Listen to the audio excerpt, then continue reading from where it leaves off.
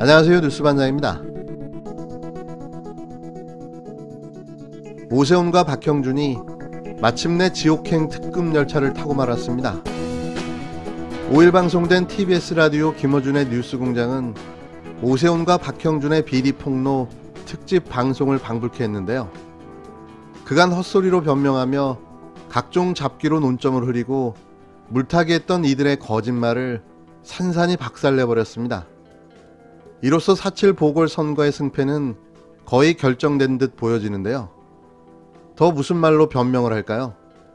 또 거짓말이다, 증언이 이상하다, 하다못해 증인이 기억상실증에 걸렸다라는 말이 또 나올까요? 어쩌면 하나같이 이런 비리 덩어리들을 후보로 내놓을 수 있을까요?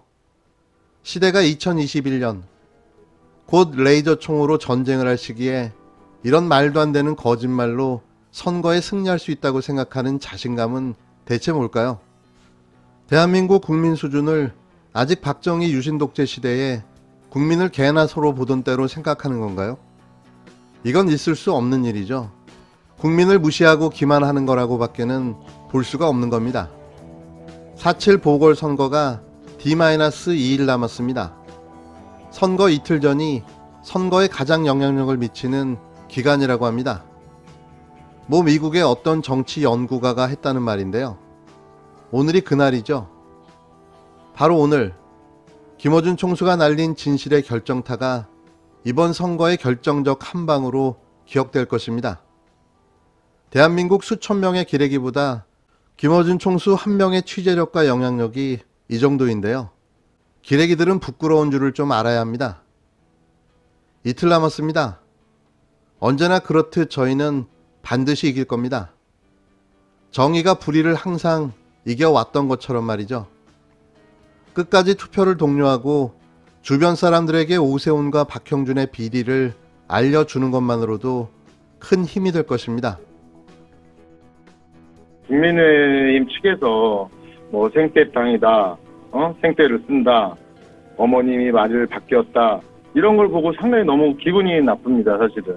왜 저희는 있는 얘기를 드린 거고, 했는데 왜 어머니가 지금 이렇게 공격을 받으시는 상황이 되니까 저도 너무 화가 나서 다시 제가 인터뷰를 좀 요청을 하게 된 겁니다. 사실 저희도 어머님께 처음 연락을 드렸을 때는 어머님이 인터뷰를 거절하셨거든요. 기억이 나지 않는다고 하시면서. 아마 여러 매체에서 왔을 때 다 그렇게 얘기한 걸로 알고 있습니다. 특히 아드님에게 피해가 갈까 봐 인터뷰를 거절하시는 것으로 저희는 이해했거든요. 예, 저하고 통화하면서도 그랬습니다. 그때 이제 그 경작인 분이 오셔가지고 뉴스에 다 상세히 나왔지 않습니까? 저희 어머니한테는 그렇게 말씀을 드렸어요. 지도자로 나오신다는 분들이 왜 거짓말을 그렇게 할 것인가 화가 났고요, 시민으로서. 사실 어머니는 극구 반대를 하셨는데, 야, 너도 혹시나 피해가 가지 않을까 이런 염려를 하시더라고요. 근데 저는 제가 어머니 그래도 있었던 일은 분명히 말씀을 드려야 되는 게 맞다고 생각해서 같이 가게 된 겁니다. 2005년 당시에 운영하시던 생태탕 집에 경작인 김모 씨와 함께 오세훈 후보가 방문한 것을 보신 적이 있으십니까? 네. 그분이 오세훈 후보님을 모시고 오셨으니까 잘 좀 부탁한다고 좀 신경 좀 써주세요 해서 이제 신경 써서 이제 음색을 드리고. 알겠습니다. 다른 사람과 혼동할 일이 없다? 절대 없어요. 다시 한번 말씀드리지만 여기 아무 논란 없습니다. 5일 내곡동 안골 생태탕집 아들과 측량기사가 나와 2005년도에 오세훈을 봤다는 기자회견이 열릴 예정입니다.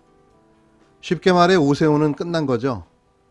사실 같은 날 오전 김어준의 뉴스공장에서 생태탕집 사장과 아들과의 인터뷰로 기자회견 미리 보기를 했는데요.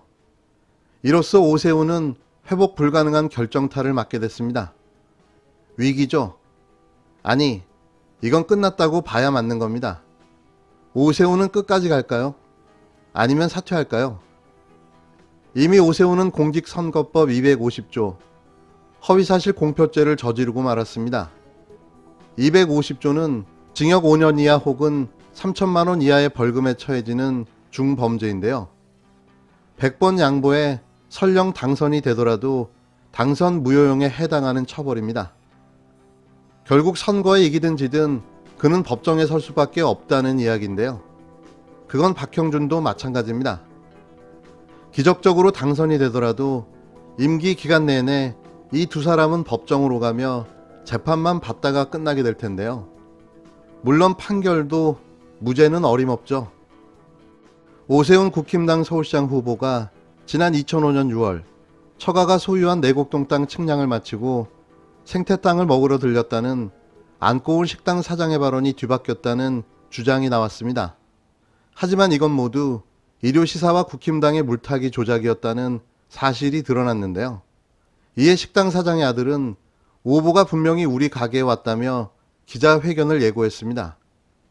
5일 내곡동 생태탕 식당 사장의 아들이 이날 오전 서울시청 앞에서 기자회견을 열어 15년 전 오 후보 방문 당시 정황을 공개할 예정인데요. 이날 서울 서초구 내곡동에서 안고울 식당을 운영하던 사장의 아들은 5일 오전에 기자회견을 열어 명명백백한 사실을 밝히겠다. 신용카드 단말기를 업체로 가지고 가서 결제 내역까지 모두 받아오겠다고 폭로 기자회견을 예고했습니다. 안고울 식당 아들은 국힘당과 오보 측에서 자신들의 주장 내용을 생떼탕이라고 조롱한 것에 화가 났다는 심경을 전했는데요. 아들은 내가 어머니를 설득해 오보가 생태탕을 먹으러 왔다는 사실을 언론에 밝혔는데 있는 사실을 말해도 마치 거짓말쟁이가 된 것 같은 지금 상황에 화가 난다고 말했습니다. 그는 오보를 향해 셀프 보상으로 논란이 됐다면 시민 눈높이에 맞지 않는 모습에 대해 사과하고 좋은 정책으로 겨뤄야 하는데 오히려 거짓말을 하고 있다며 진실을 말하게 된다는 생각으로 본대로 그대로 말할 생각으로 기자회견을 할 생각이라고 말했습니다. 이날 기자회견엔 당시 오보를 받다는 내곡동 땅 경작인 그리고 측량 팀장도 참석할 것으로 알려졌는데요. 안고울 식당 아들은 오보가 방문했던 정황에 대해서 저희 가게가 2001년부터 내곡동에서 영업을 하면서 외부에서 오는 사람은 극히 드물었다며 가게에 계단이 있고 소나무가 큰 게 있는데 그때 키 크고 멀쩡한 분이 하얀 로퍼 신발을 신고 내려오는 장면이 생각나서 오세훈인가 보다 했는데 어머니한테 물어보니 맞다고 했다고 밝혔는데요. 다른 설명은 인터뷰에서 설명한 대로라고 말했습니다. 지난 2일 TBS 김어준의 뉴스공장 인터뷰에서 오보가 지난 2005년 처가의 내곡동 땅 측량 당일 식당을 방문했다고 증언했는데요.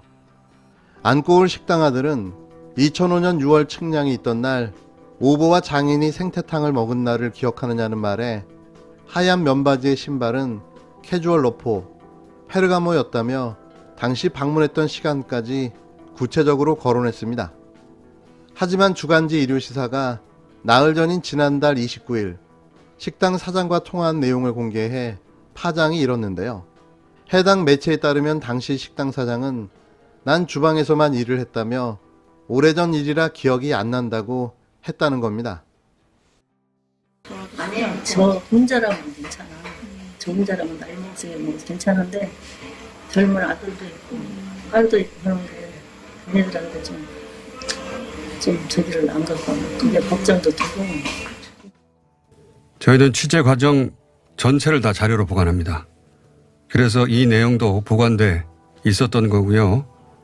그러니까 누군지 알지 못하는 기자들에게 자식이 걱정이 돼서 나는 모르는 일이라고 인터뷰를 거절한 것을 두고 마치 뉴스공장 인터뷰 이후에 오세훈을 본 게 아닌데 봤다고 거짓말이라도 한 것처럼 호도하는 것은 허위사실 유포에 해당됩니다. 5일 서울시장 보궐선거에 출마한 더불어민주당 박영선 후보와 국힘당 오세훈 후보가 마지막 TV토론에서 격돌합니다. 두 후보는 오늘 오후 2시부터 방송기자클럽 주관으로 열리는 TV토론회에 참석하는데요. 박영선 후보는 오세훈 후보의 내곡동 땅 관련 특혜 의혹과 거짓 해명 논란을 집중적으로 추궁할 것으로 예상됩니다. 물론 여기서는 의문의 인물인 오승훈도 밝혀지게 될 텐데요. 저도 많이 궁금합니다. 오승훈, 너는 누구냐? 저는 정말 오승훈이 누군지 궁금합니다. 선거는 이미 끝났다고 봐야 맞는 거 아닌가요? 국힘당 오세훈과 박형준은 과연 공직자 후보로서의 자격은 있는 겁니까? 이번에도 국힘당은 또 실패했습니다.